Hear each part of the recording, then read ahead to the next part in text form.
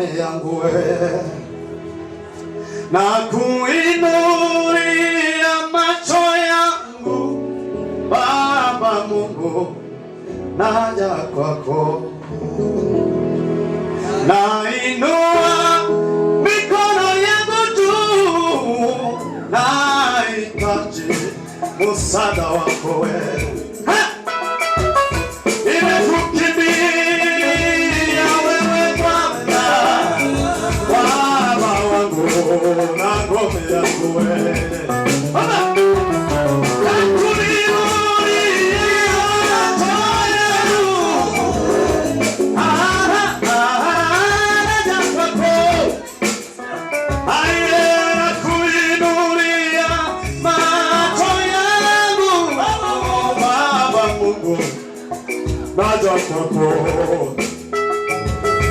Nainua mikono yangu juu, nahitaji msaada wako. Hata ndugu zangu wamenigeuka, wataka kuniangamiza. Magonjwa mengi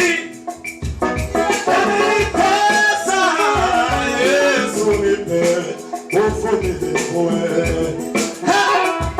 Mambo mengi umenitesa, Yesu nipe uvumilivu wewe.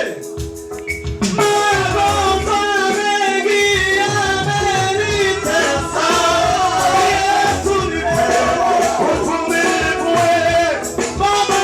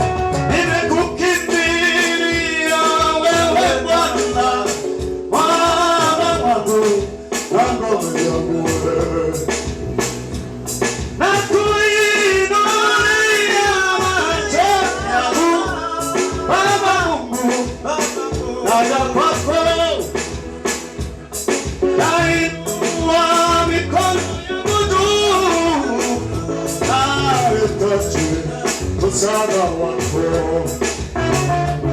Hata ndugu zangu wamenigeuka, wataka kuniangamiza.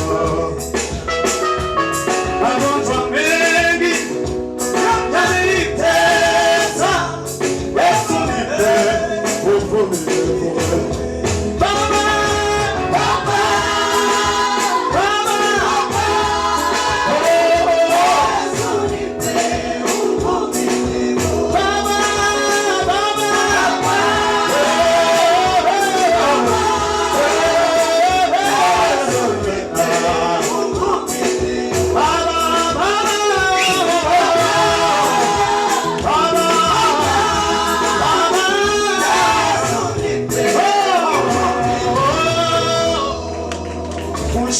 modimo.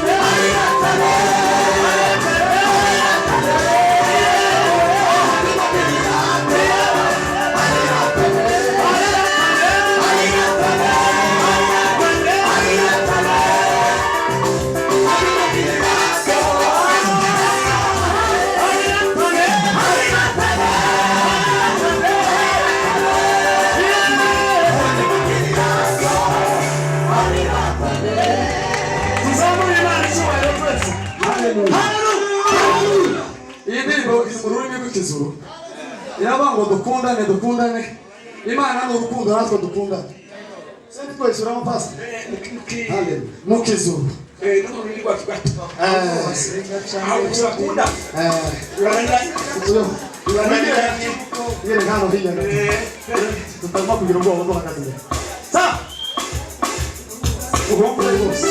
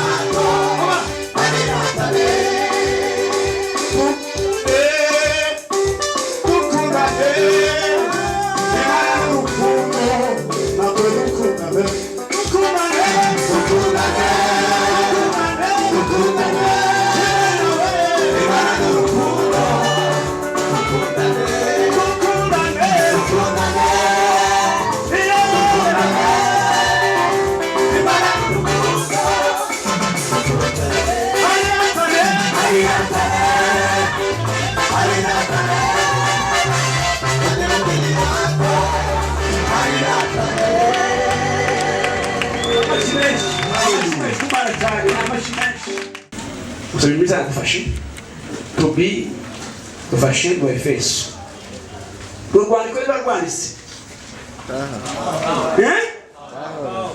Ibe mbere yarindi yari Sawuli yari Sawuli Efeso ibice 2 umurongo wa 8 bakijijwe n'ubuntu bwo kwizera tivyavuye kuri mwe ahubwo ni impano y'Imana ni cadeau ni gift bazito ngaho Paulo mpamvu yavuze ngo nyanya n'umuntu wirata maze yiratusana abandi wa Kristo nimufama mina si ubwenge si imbaraga si ubushobozi si n'umurage nimba ukijijwe uzushima ndi uzushima Yesu Kristo kuko niwe widuhaye twabiharaniye twabiganiye nta matora yabayeho takizani cyabayeho Yesu yaraje gusa yamanoheza gukiza muri we tivyavuye ku mirimo kugira ngo oya si umurimo si ibintu mwiza kukirango nzavuyo yacu oya hatagira umuntu wovyirata kuko murabo yaremye kuko turabo yaremye ituremeye imirimo myiza muri Kristo Yesu Imana yiteguriye kera kugira ngo tugira gute mukoze w'Imana mashimeshi biramweza abantu babakera imirimo yose dukora ya kera si yuwine ntabwo ari imihimbano sadaka ya kera zacumi za kera mashimana ya kera muri Kristo Yesu ikintu cyose umuntu yakorera andeho Kristo Yesu no kunyagwa zigahera mwakija muri Imana ariko muri Kristo Yesu twakumenye nk'Imana y'urukundo kubera yuko ijambo ryawe riravuga ngo werekanye urukundo rwawe ubwo watangaga Yesu Kristo ku bwacu impamvu yatumye mutanga nimwe gusa no kugira ngo akure wishadutandukanyaga nawe mwana arico caha twari twarambikijwe n'Adamu ariko kuko umurimo wawe umurimo wuzuye umurimo ufatika umurimo utunganye rwose umurimo uboneye twebwe twese mwami abakwizeye tubasha kuba bakiranutsi tubeshejwe n'izina ryawe mwami tubeshejwe n'uwo murimo wawe twishimiye mu gakiza kawe Kristo twishimiye muri ubwo buntu bwawe butangaje twishimiye muri uwo murimo wawe wuzuye twishimiye mu buruhukiro bwawe twishimiye mu isabato y'ibihe byose haleluya haleluya haleluya haleluya tunejejwe n'ineza yawe mwana izina ryawe nirishirwe hejuru izina ryawe nirishirwe hejuru urakoze kuko gukira kwawe ko kumusaraba kuri aha hantu urakoze kuko kubohoka kwawe kuri aha hantu urakoze mwami Imana kuko imbaraga zawe z'umusaraba ziri hano hantu mwami oh haleluya haleluya haleluya izina ryawe nirishirwe hejuru izina ryawe nirishirwe hejuru urakoze kuko uri kumwe natwe izina rya Yesu Kristo zamura amaboko tubeze icyubahiro Yesu haleluya agize neza usomye ijambo ry'Imana avuze ko twakijijwe n'ubuntu bitavuye ku mirimo yacu kandi byakorewe kugira ngo hatagira umuntu wirata ikintu uciwe ahubwo twirate Yesu Kristo haleluya leo kwa siku ya leo ninawaomba ili kila mmoja aweze kutembea na ujasiri wa kuwa tumewekwa huru haleluya tumekombolewa tumetolewa kwa utawala wa dhambi na mauti tukawekwa katika Yesu Kristo ambaye ni amani ambaye ni furaha ambaye ni uhuru kwa maisha yetu hebu tumuinulie Bwana mikono tumpe Bwana utukufu haleluya haleluya amen amen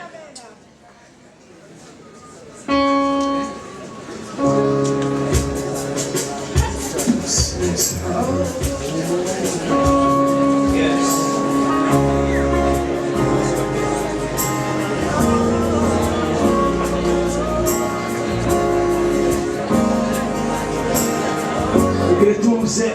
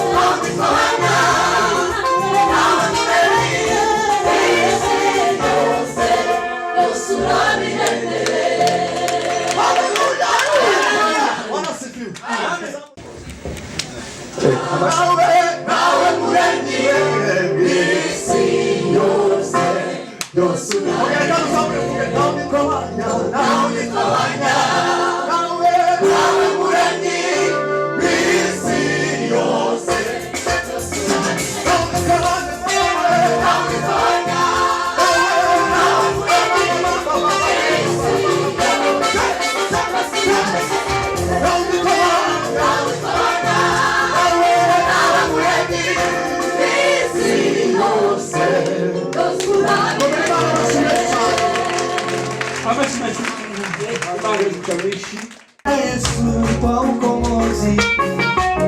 Asante Bwana Yesu kwa ukombozi. Asante, asante Bwana Yesu kwa ukombozi. Asante, asante Bwana Yesu kwa ukombozi. Asante, asante Bwana Yesu kwa ukombozi. Asante, asante Bwana Yesu kwa ukombozi. Asante, asante Bwana Yesu kwa ukombozi. Asante Bwana, asante Bwana.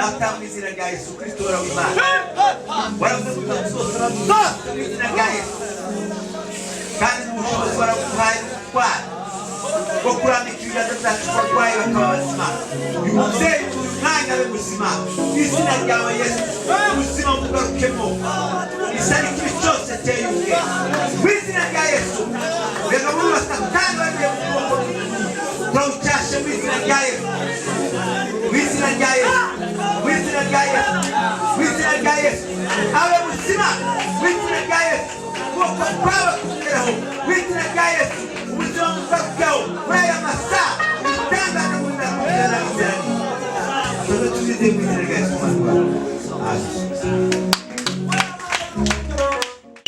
Kwa imani tunaamuru milima na iondolewe itupe katika bahari. Sela menila kwa nila malika. Imani ukuri karongi. Turakushimie Imana.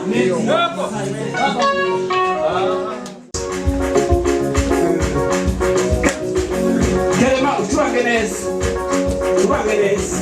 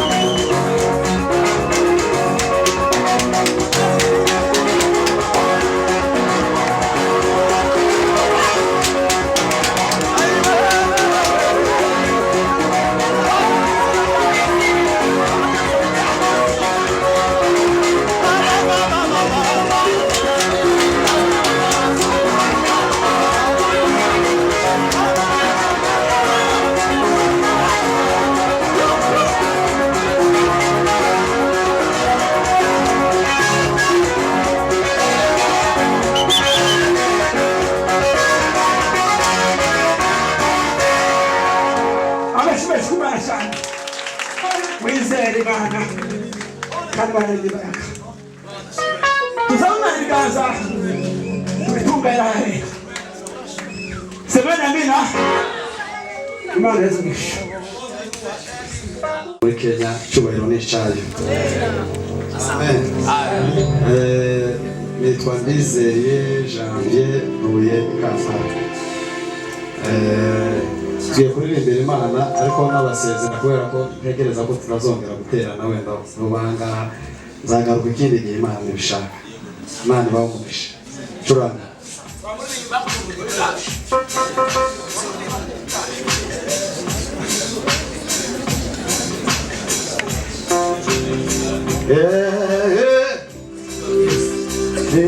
Imana yamuta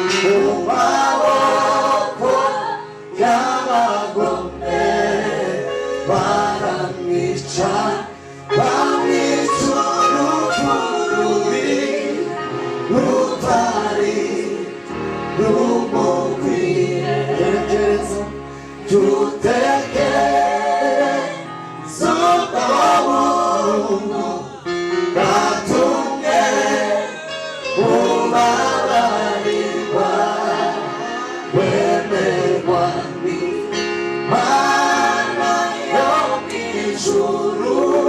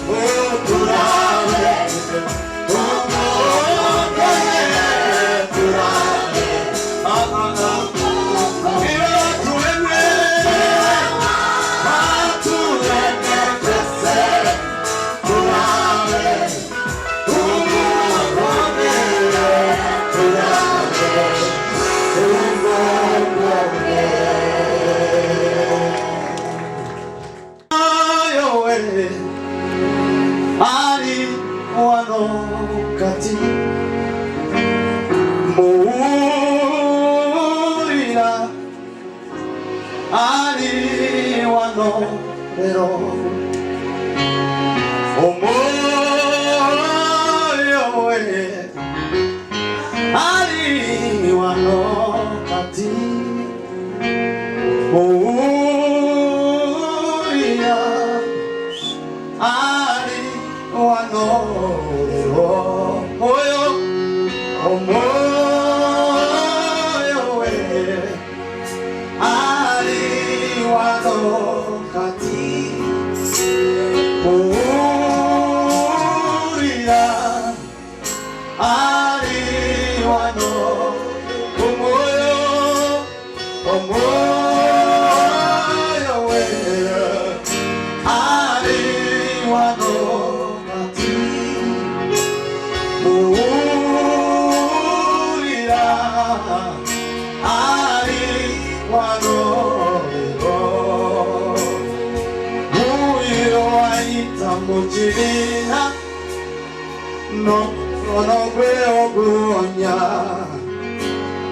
akutene kitara mungalo oyo omulabe bamukakanya wanike mikono wagulu omusabe akusumulule Batimayo te asirika beyawulira nti uyo yaita agasajja kamugamba sirike Batimayo te asirika ti Yesu Katonda wange Bwana wa Dawidi osasire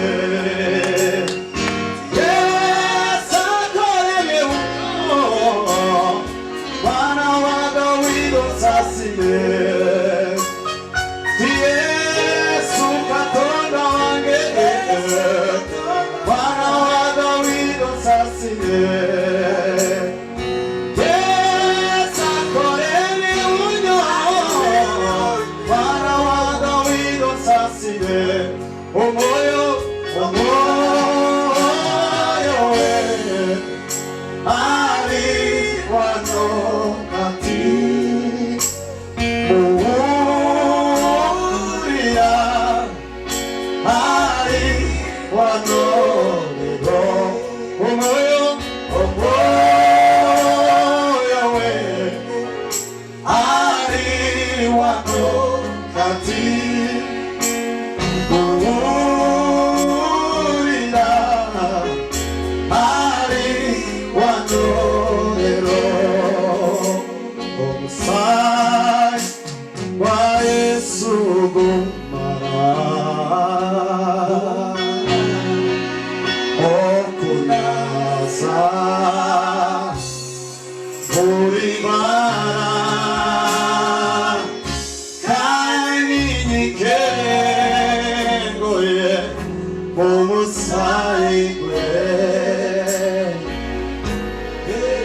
Sirita,